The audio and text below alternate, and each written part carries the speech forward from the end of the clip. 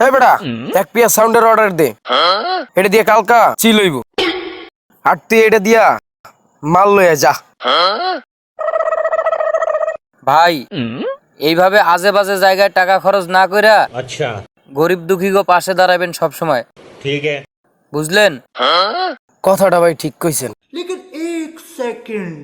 আল্লাহ দে বাবা, আল্লাহ দে বাবা, আল্লাহ দে বাবা, আল্লাহ দে বাবা, আল্লাহ।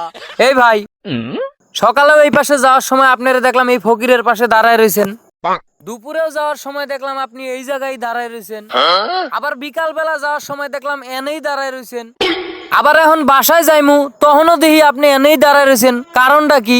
আপনি না কইলেন সবসময় গরিব দুঃখীদের পাশে দাঁড়াইতে, তাই আমি দাঁড়াই রইছি। মাঙ্গিনাল কইলো কি রে?